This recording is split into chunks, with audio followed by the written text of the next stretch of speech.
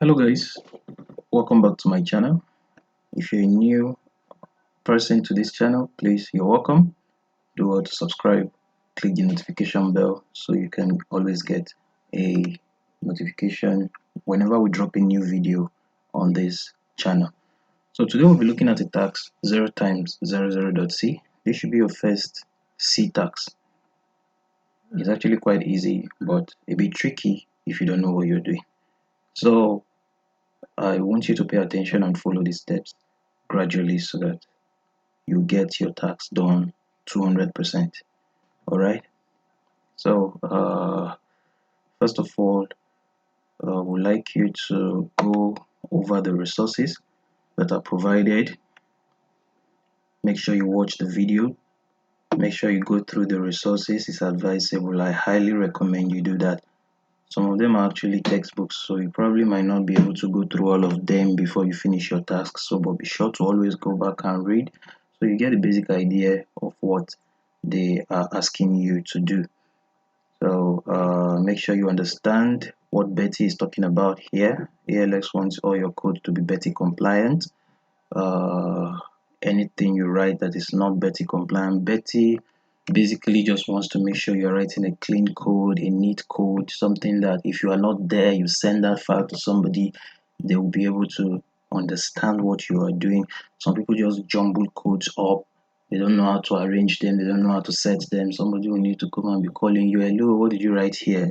Stuff like that. So Betty is trying to curb that, make sure that the students that are graduating from ALX, they know how to write neat and clean code. So make sure your codes are Betty compliant. At first, Betty can be troublesome to you. You write code and then Betty will tell you there's a problem. It can be frustrating sometimes, but if you get the hang of it, Betty is going to be your friend. You don't have any problem with. You won't have any problem with Betty. Okay.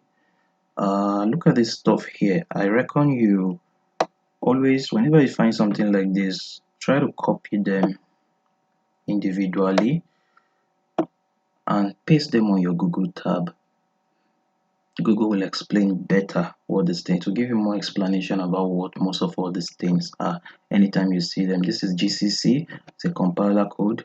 This is it's a compile and assembly code. This is printf. Printf basically writes inside the file for you and then it spits it out on your output. Let me say you want to write hello world, you can use printf to write your hello world or write anything you want to write, and then it basically with some other notations inside can tell it what to do. You can tweak whatever and however you want it to come out, but that's what printf does. Puts does basically almost the same thing. Then you have your putchar. All right, let's go further. General requirement, Betty style, I've told you about that. Printf GCC, told you about that. You're required to use VI, Emacs, Vim, and then one thing you should know here again is for every C file you would need to compile it. For every C file you will need to compile it. So whenever you finish writing your C file, there's something called a compiler or a compile code that you need to type on your web terminal in order for that file to be executable. You need to compile it, otherwise it won't be executable. It will just be a raw file standing there. Okay. Look at another important thing here, bin hashtag exclamation slash bin slash bash.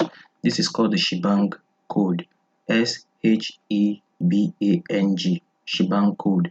This is the first line of code for every C file. First line of code, because that C file is expected to be executed in with bash. So if you don't have this shebang code as your first line, first of all, checker will mark you wrong. Secondly, it's not even seeing it as a C file. So you need to have this shebang code as your first line of code. Okay. I told you about Betty.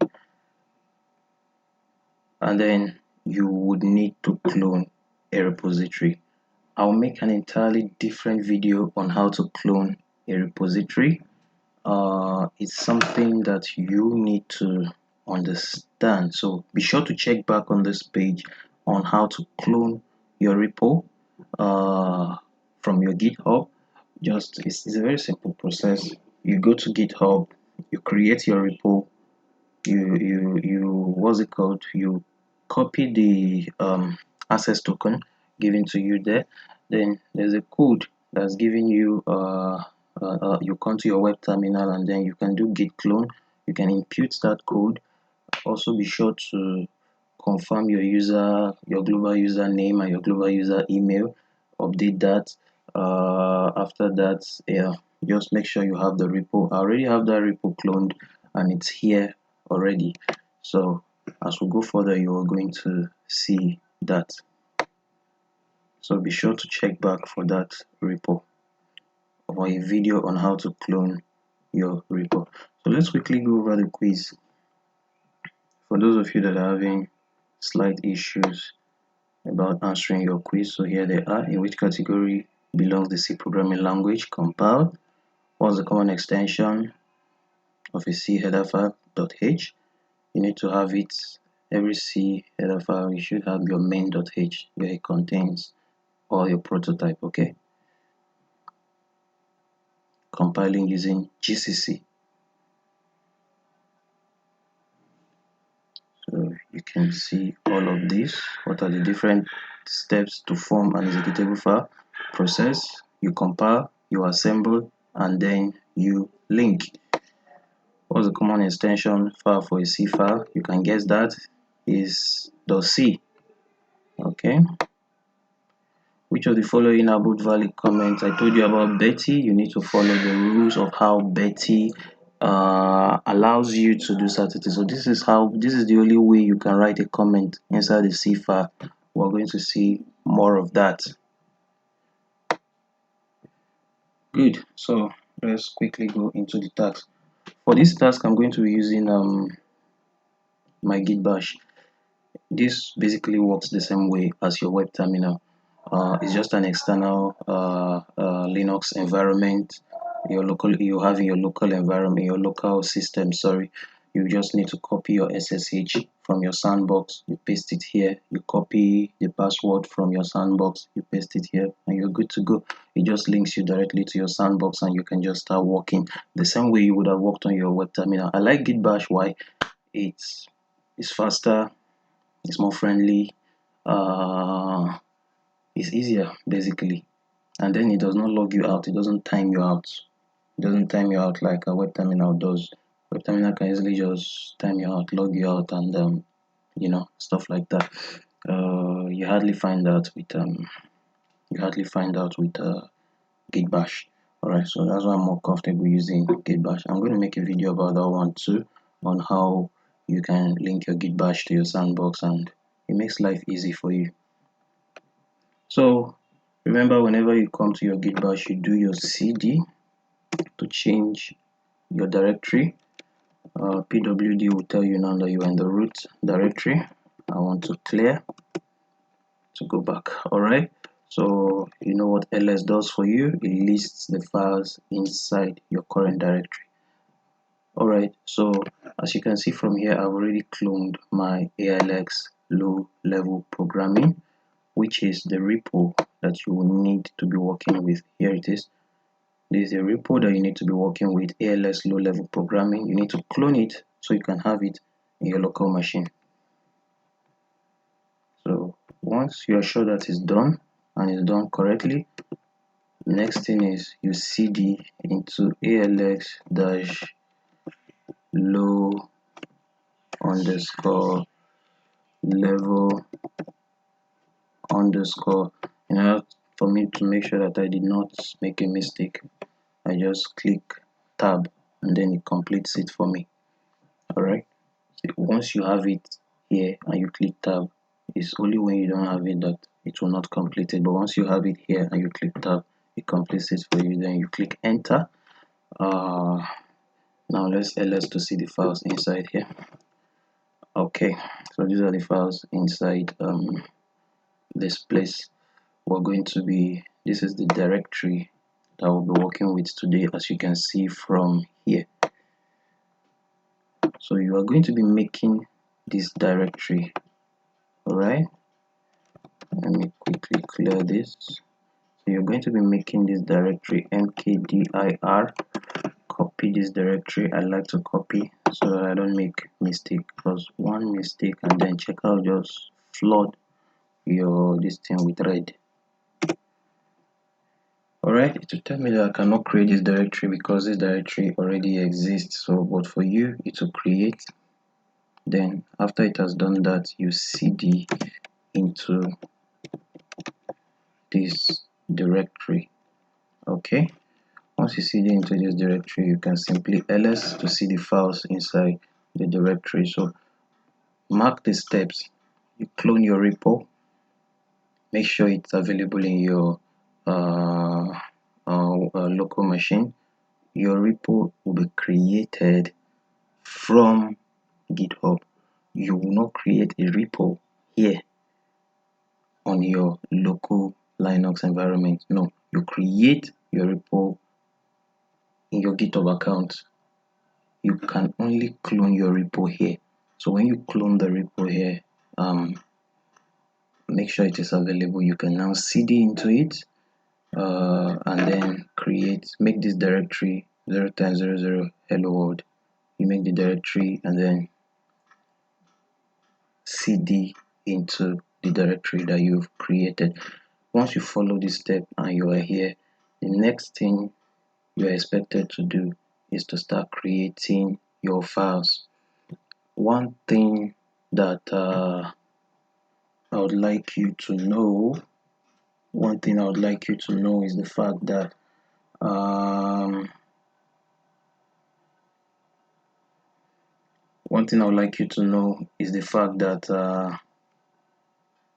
in every syntax you will need to create what is called a readme. This readme explains everything that you are doing to somebody that is not there. It's more or less you're sending a package somewhere and you're writing the instruction of how to, or what that thing entails. So that's what your readme does. Your readme tells somebody that is not there while you're writing the code what this code does, how it is functioning and stuff like that. So like I said, I have a Google document that actually explains all of this thing. Let me bring the Google document here for us. Okay, so here, so like I said, I have it here. The link will be provided in the description, so be sure to click the link so that you will see what we're talking about.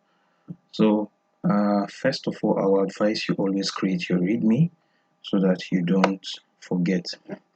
The readme is the last file I created here. So here is it. This is your readme. How do you create your readme? You do vi readme.md, or you can just come here and copy this and then you do vi, you paste it here. Once you do that, you click OK. Alright, this is what I wrote inside my own readme, but copy this one and paste. It's still the same thing. Okay, nothing will happen to your code. So I want to quit. To quit vi, you press escape, then you press colon. If you want to save what you have done, you do WQ, which is write and quit, colon. You first press escape, then you press colon WQ, and then you are back to this page. Alright, so readme is the first file we created here, so be sure to create your readme in every file that you are working with. Okay, so the next one here is this 0-preprocessor. That's this file here. you need to create 0-preprocessor. And what's the question? The question says, write a script that runs a C file through the processor and save the result into another file.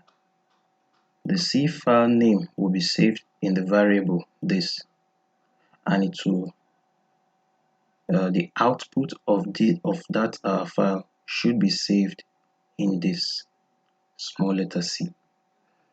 This is the code to do that. Remember, I said you always put your shebang code. This is your first line of code. Okay, put your shebang code, then you type this next code.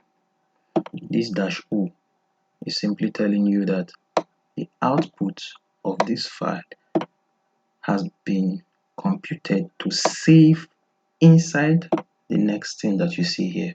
In this case, it is C. Alright, so I want to see that in my stuff here. 0-preprocessor. I click OK. So you can see this is the first line of code, the shebang code, and this is the code that writes that file and saves it inside C. Okay, please always make sure that there is no line after this. Then look at all these infinity signs. Make sure, I'll show you something. Whenever you're using VI and you open a file, you create a file, it brings you here. Before you can start typing, you click I to enter insert mode. You enter insert mode, and then you can start typing whatever you want to type. Alright, so I told you the first line of code has to be the shebang code. Then you now write your other code here. Please don't make the mistake of leaving an empty space like this. Checker will have a problem with that. So make sure after you write the last line of code, you use your backspace to go back here and make sure that there is no line after this, so that you don't have problem with Betty or checker. Okay, so once this is done, what's the next thing for you to do? Remember, escape, colon, write, and quit. You press enter, it takes you back here. You have successfully created this file. What's the next thing to do? You go and create the next file, which is here. So you're done with this tag 0. Don't check it yet, just create all the files. You're done with this tag 0. You go to tags 1. Just a moment, please. My network is having a challenge.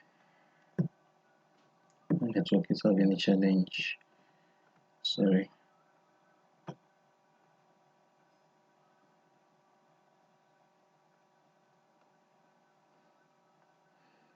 I'll need to reconnect to my sandbox.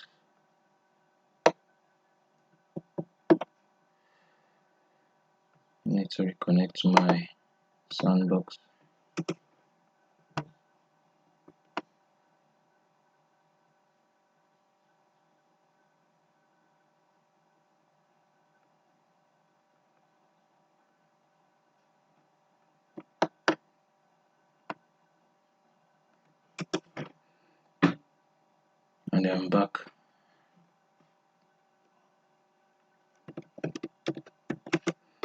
Connected to my sandbox.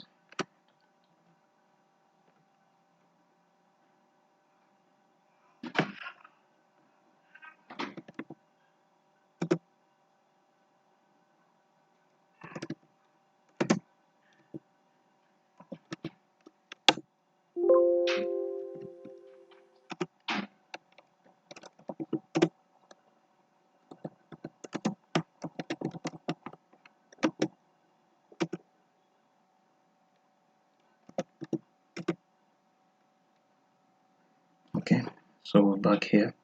So what's the next thing we'll do? The next thing we'll do is to what? Create the attend to the task number 1, which said write a script that compiles C file but does not link it. So what you do, you vi one dash compiler, that's the name of the file. You open, then you click I, which is insert. You can start editing whatever you want to edit here. So let's go back to this. You will see that here we have this file.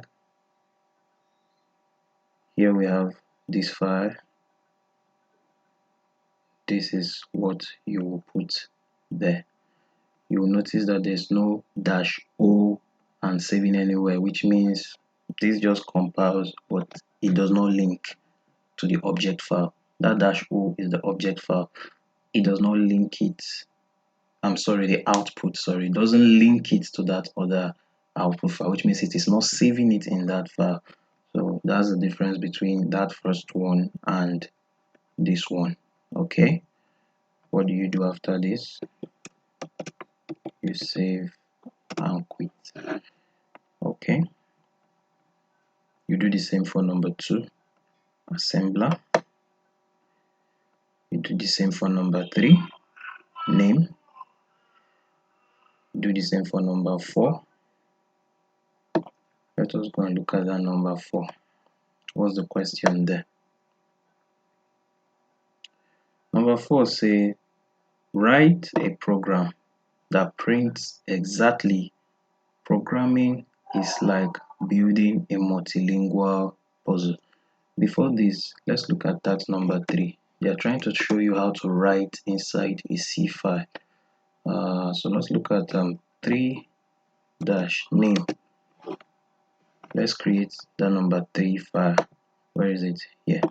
3-name. So let's look at what the question says. The question says, write a script that compiles a C file and creates an executable named C is fun. So it's just the way we did in that number 1, where we, in that number 0, sorry, where we wrote a file and then we saved it in an output called C. The same thing we are doing here. Instead, we are saving this in an output called C is fun. So we're compiling this file. We created this file, compiled the file, and then we are saving it inside what is called C is fun.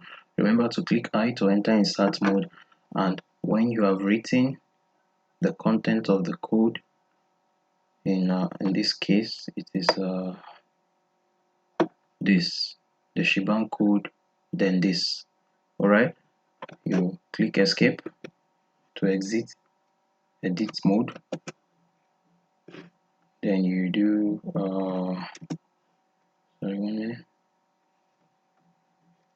click escape, then you do :WQ, you save and quit. Alright, so let's go to number 4, put.c.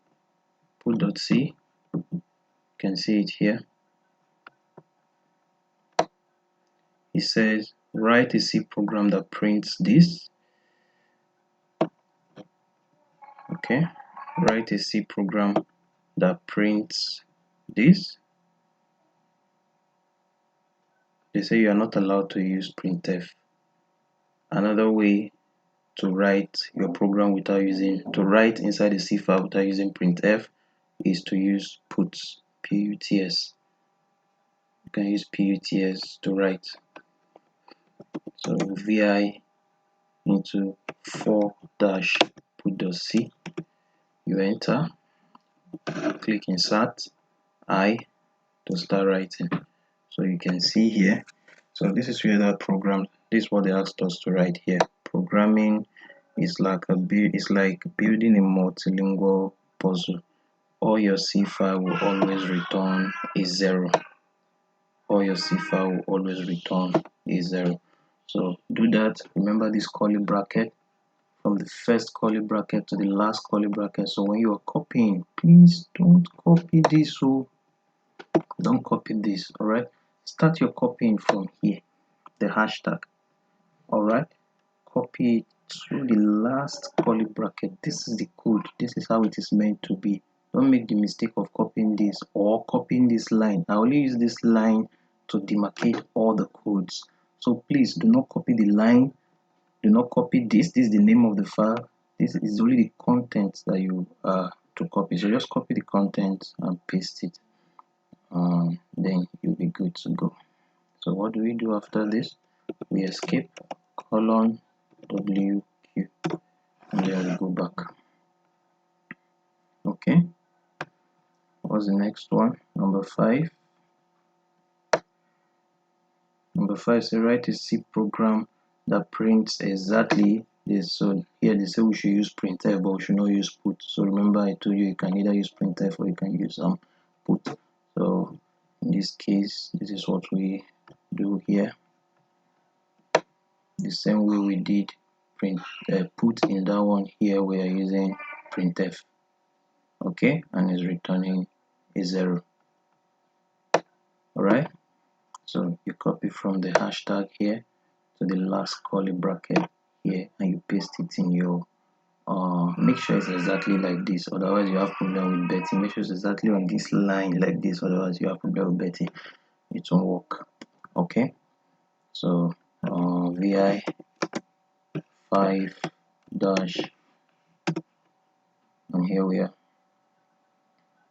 Okay, you click I to enter insert mode, you click escape to go out of insert mode, you do colon WQ, you save and quit. Okay, so we continue that for the next one. Alright, this one is actually interesting. They say write a code that shows memory allocation of every of these variables. Okay, so write a C program that prints the size of various types on the computer. So you're looking at the variables, all these variables, the long, the float, the char, the integer. So they want to write a code that shows you the size of each and every one of these things. So what do you do? Vi into 6, the name of the file is 6 dash size dot c. So 6 dash size dot c. Alright, UVI. So this is the code that when you do that, when you do this code, there's another thing you need to do for that thing to work. In order for it to work on your Linux system, that's on this page here, you need to install a package called library c6-development-13. It's not compulsory.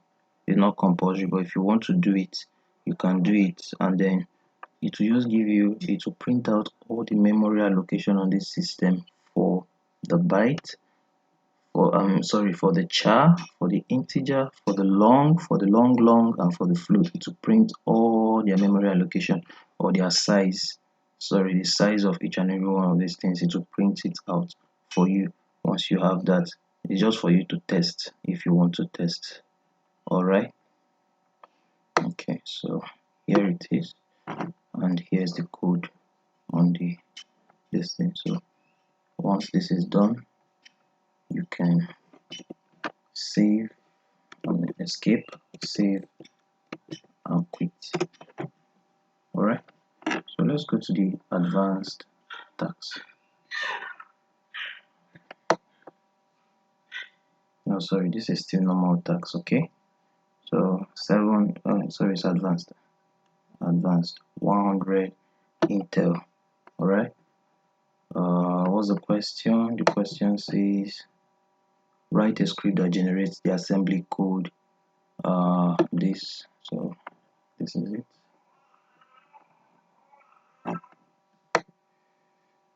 This is it. Remember to put your Shebang code first, then you type this, or you copy it from here and paste. Okay,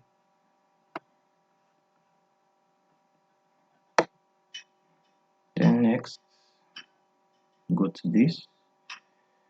Alright, this is the last one, 100 quotes.c. So you vi. So in this final one, let's look at this last on this tax 100 first. This one generate, remember I told you at the beginning that all of your C file has to be compiled, okay, using GCC. This generates the assembly code. This number 7 tax, it generates the assembly code. So that code I showed you generates the assembly code that you can use to compile your C file. Then this final tax is where you actually apply a GCC compiler, the compile code, in order to compile your C file that you have done. So usually the first time you are compiling a code, so whenever you write, let me put this in visual perspective. Okay, we're looking at what tax is that, 101 dash this, correct? You open it. So after writing this file and saving,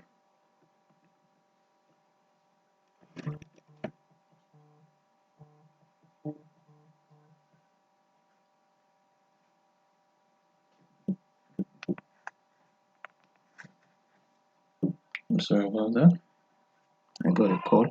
So after writing this code and saving, okay, it doesn't just end there. You will need to compile this code using this. Alright, copy it and paste it here, and then you compile. Once it gives you this, it means it has successfully done what? Compile that code that you wrote for you. If you don't do this, if you don't copy this thing here, they gave you the compile code here. If you don't copy this compile code and paste it on your web terminal, it will not compile, and checker will mark you wrong for this tax. So this is the first time they are introducing you to using a GCC compiler. So for the next C tax you are going to be doing, you will need to go here, copy your compile code. Is always provided for you. Copy your compile code and type it at the bottom of this place, and then it compiles the code that you have just written, the C code that you just wrote. It compiles it for you, and then you can now make it an executable file. Okay, so this is the final tax. There's one other thing that we need to do before we go, and start committing. So let us list the content of our file. If you notice, ls, sorry, it's taking a bit longer. So remember what I said about compiling your code. Good. Alright, it has listed our files. If you notice in my files here, they are green. They are green. Why are they green? Why are they like that? It's because I gave them a permission that enables them to be executable. How do you do that? To grant permission, executable permission to your file, you do chmod. Remember your chmod, chmod, which is change mode, u plus x. Sorry, typing nonsense. U plus x, and then you write the name of the file. If it is 0 dash preprocessor, you click, that makes it an executable file. You see it's green there. If you want to reverse it, change mode u minus x, 0 dash preprocessor. It takes it off. If I ls now, you will see that it is no longer green, it is now white, which means it is not an executable file. But you need to make your files executable file. Your 0 processor, your every file has to be what? An executable file, except your main.c and your readme.md. Okay, so remember also to create that main.c file. It's important. I did mention that. Remember to create the main.c file. Here we are. Let me open it so that you see it.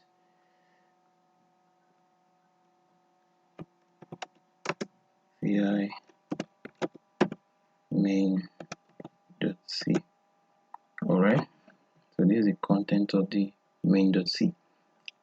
So don't forget to create it and have it in there so you don't have a problem with checker wq. Alright, okay, so once that is done, what's the next thing that we're going to do? We need to push these files to GitHub. You know how to push to GitHub by doing git add space dots. When you click it, you do git commit and you do git push. But let me show you a trick here real quick. I like to do all of them in one line using the ampersand. So I'll do git add, I'll do double ampersand space git commit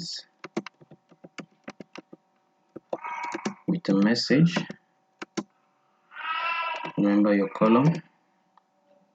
You can put your commit message. I use updated. Okay. Close. Space. I use the ampersand again. And I do git push.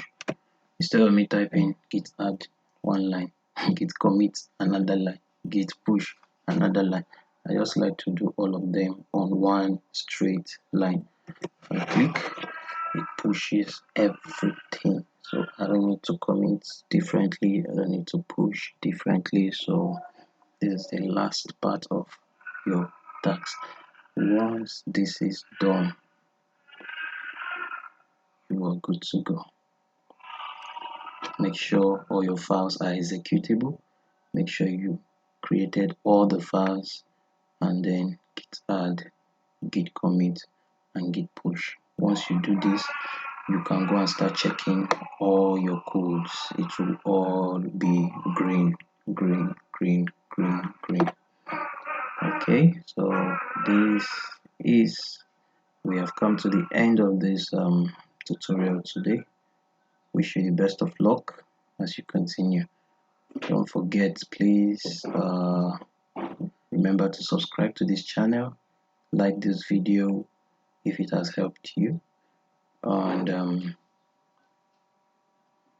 always check back for more videos. Thank you very much. See you in the next video.